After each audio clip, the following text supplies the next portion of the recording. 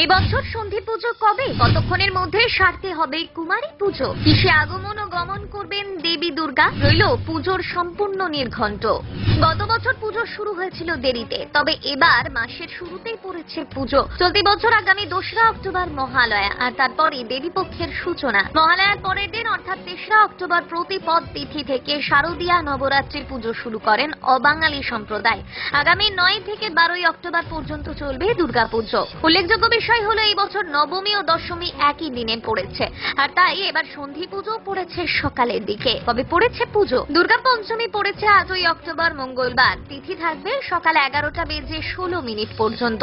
9ই October বুধবার পড়েছে মহাষষ্ঠী। 10ই October বৃহস্পতিবার পড়েছে মহাসপ্তমী। দুর্গাষ্টমী পড়েছে 11ই অক্টোবর শুক্রবার। মহাষ্টমীর পুজো শুরু হবে ভোর 5টা বেজে 30 মিনিটে। কুমারী পুজো শুরু হবে সকাল 9টা থেকে। সকাল 11টা বেজে 43 মিনিট থেকে বেলা 12টা বেজে 31 মিনিটের মধ্যে হবে সন্ধি পুজো। 12ই অক্টোবর শনিবার নবমী। ভোর 5টা বেজে 30 মিনিট থেকে মহানবমী শুরু হবে এবং হোম শুরু হবে সকাল 9টা বেজে 45 মিনিট থেকে।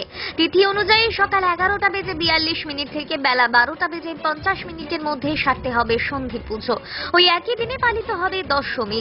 উল্লেখ্য, সপ্তমী বৃহস্পতিবার পড়ায় দেবীর আগমন হবে দোলা বা পালকিতে। ফল বিভিন্ন রকম গন্ডগোল, ঝামেলা, হাঙ্গামা হতে পারে, ঘটতে পারে বিশৃঙ্খলা। দেবীর গমন ঘটকে ফল ছত্রভঙ্গ স্থূরঙ্গমে, অর্থাৎ সামাজিক, রাজনৈতিক ও সামরিক অস্থিরতা বাড়তে পারে। দুর্গাপুজোর পরই পালিত হয় কোজাগরী লক্ষ্মী পুজো। এই বছর আগামী 17ই অক্টোবর বৃহস্পতিবার দেবী লক্ষ্মীর আরাধনা করা হবে। এরপর কালী পুজোর আনন্দে সকলে মেতে উঠবেন আগামী 31শে অক্টোবর, আর তারপর আগামী 3রা নভেম্বর ভাইফোঁটা উৎসব রয়েছে। সবশেষে ফের পরের বছরের পুজোর দিন গুনতে হবে বাঙালিদের।